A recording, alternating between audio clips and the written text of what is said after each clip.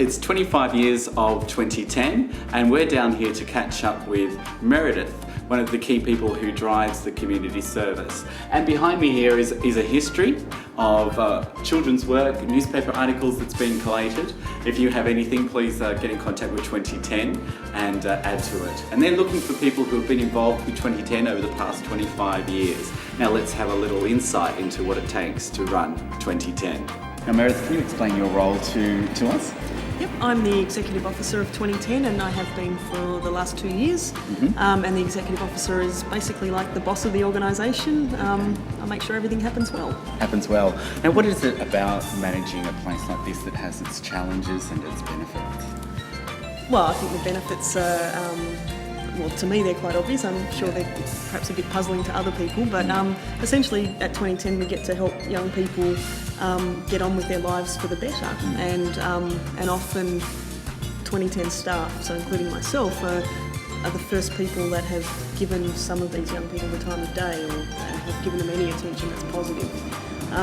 And to see the young people grow from when they come as closed off and people with real big bags of issues, to leaving with a sense of purpose, or at least some progress towards being a healthy and happy adult. Yeah, and what are some of those issues that you might come across in 2010, and what role does 2010 do?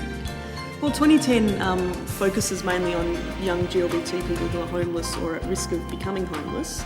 And so those young people usually approach us with a full range of issues. Like, it's rarely just one thing, so often it's issues with their family, family conflict, drug and alcohol issues, either their own or their families, dropping out of school, bullying, harassment, like you name it, they've probably experienced some or all of those issues. So we at 2010 link up each young person with one of our workers, and we essentially come up with a plan of action to deal with all those issues, and we provide them with support and access to skills and other resources to help them get the help that they need. So what puts them a bit behind the 8 ball, and what do you need to do to get them back up to speed?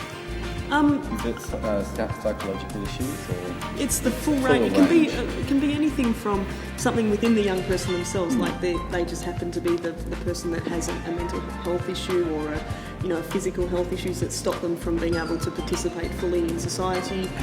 Or it might be that again, through no fault of their own necessarily, they can't come from a family that just doesn't like gay people, or their family already just has a whole bunch of issues going on, which means the young person is the lowest priority then. Okay. Now yourself, it's a big job, isn't it? It's not light and fun. It can be, I guess, but it has its moments. It must take some sort of characteristics to do.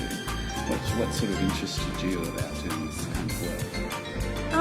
I guess, I'm actually from Perth originally, and I started working in a similar kind of organisation over there over 11 years ago. And it was much smaller, like about a tenth of the size of 2010. And I heard about 2010, and I thought, that's where I want to end up. And so now, about 11 years later, here I am as the EO of 2010. Living the dream. Yeah, and I do consider it's a privilege. It's an honour and a privilege to be the boss of something that's 25 years old, that's helped thousands of young people, that's been groundbreaking and still is groundbreaking. I guess there's people at home who'd like to help out in some way as well, maybe not so full on, but is there ways that they can help support what you're doing? Yeah, there's many ways. We've got a volunteer program for a start, and so if people have any kind of skills or time, there's probably a place for them here. As well as we have a donation program where people can donate either cash or in-kind things that, if you think about what a young homeless person might need, such as clothes or bedding, that sort of stuff.